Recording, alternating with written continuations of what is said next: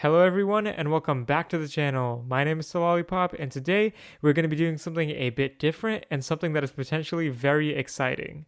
I have been seeing some images of a new Marlin on the internet and I have gotten a few comments from people who are wondering what's going on. So without further ado, in this video we're going to be talking about the brand new 2021 Trek Marlin 8.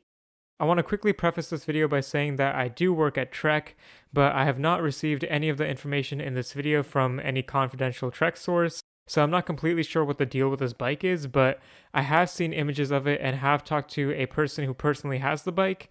That guy's name is Daniel, and I'll link his Instagram in the description below so you can check it out. But I figured I should update you guys on this new Marlin if you happen to see one or want to buy one. Unfortunately, I do not have too many pictures of the bike besides images from bike stores in Hong Kong, and I can't seem to find it on any official Trek website yet, but I can see the bike specifications, so I am going to discuss all of those and compare them to the specs on the 2021 Marlin 7 and the Excalibur 7 to see where it fits in between these two bikes.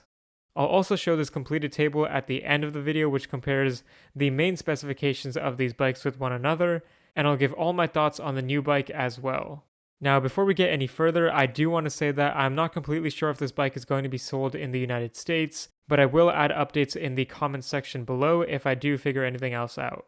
I won't make the comparison in this video as in-depth as my other ones either, but if you do want to see comparisons among all the bikes in the Marlin and Excalibur lineups, I have made a ton of those on my channel, and I'll link one to the top right of this video right now. But now let's talk about the 2021 Marlin 8.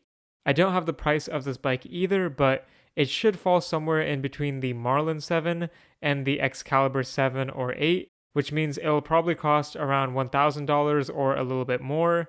And if it does cost that amount, it's actually an amazing deal because the specs on this bike are pretty good. So first off, let's talk about all the things that this bike shares with the other Marlins.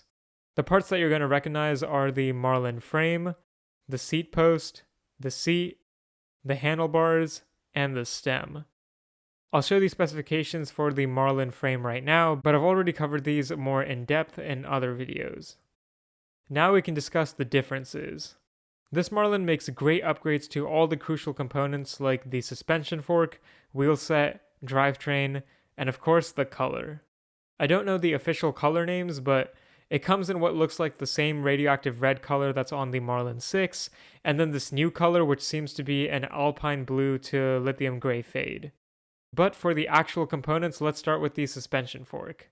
The Marlin 8 uses the RockShox Judy Silver Air Fork with 30mm stanchions, 100mm of travel in most frame sizes, and a hydraulic lockout. This fork is definitely better than the one in the Marlin 7 because it is an air fork rather than a coil spring fork, which is going to be lighter and more adjustable for your weight. It is similar to the one on the Excalibur 7, but it does not have a tapered steer, which means it will be a bit weaker. Next, we can talk about the wheel set as a whole. So the rims and tires on this bike have been upgraded from the Marlin 7, and this new wheel set is completely tubeless ready, which is amazing to see. It comes with Bontrager Covey 23mm wide rims that are similar to the ones on the Excalibur 7, but they use different hubs since the Marlin 8 does not use boost spacing. The tires are an amazing upgrade since they are Maxxis branded, and they are the Ardent Race 60 TPI tires that are of course tubeless ready, and are 2.35 inches wide, which is wider than any other Marlin or Excalibur bike, which all use 2.2 inch wide tires. Therefore, the tire setup on this bike is less cross-country oriented, but it will be very nice for getting good grip on trails and facing rockier terrain. And as I mentioned before, the tubeless ready setup is also a great feature since no other Marlin or Excalibur bike has that setup, and it will allow you to run lower PSI in your tires, and it will significantly decrease the risk of getting flats. And finally, we have the drivetrain, which is a nice surprise for a Marlin. The drivetrain and all of the drivetrain parts like the shifters, crankset, cassette, rear derailleur, and so on are all actually part of the SRAM SX Eagle group set. Now the SX Eagle group from SRAM is their lowest level group set, so it will not be as good as the higher end ones like the NX or GX, but it is still a 1x12 drivetrain, which is better than the 1x10 you get on the Marlin 7, and actually also on the Excalibur 7. In fact, this is the same drivetrain that you get on the Excalibur 8, which is around $300 more than the Marlin 8. And lastly, I don't know the official weight of this bike, but it should be around 30 to 31 pounds, as the Marlin 7 is around 30 pounds.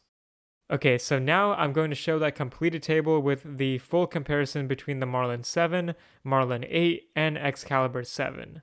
I also included brakes on each of these bikes in this table, but they're all the same. Overall, the new Marlin 8 is an amazing bike for the money. If it does cost around $1,000 to $1,100, it would be an absolute steal considering all the parts it comes with, and especially when comparing those to these other two bikes. It's better than the Marlin 7 in almost every way, and it's even better than the Excalibur 7 in a lot of ways, since the Marlin 8 has a full tubeless ready setup with Maxxis tires and a 1x12 drivetrain. The Excalibur 7 still beats it out in terms of the modern frame design like the tapered head tube and boost spacing, but besides that, the Marlin 8 is a lot of bike for the money. With that said, I'm not 100% sure that this bike will be released in more countries, but if you are able to find it anywhere, I would definitely recommend it. And once again, if I found out any more details, I will add updates in the comments section below. Feel free to ask any questions about this bike or anything else, and I'll try to get to those too. But for now, thank you all so much for watching, and remember to keep biking.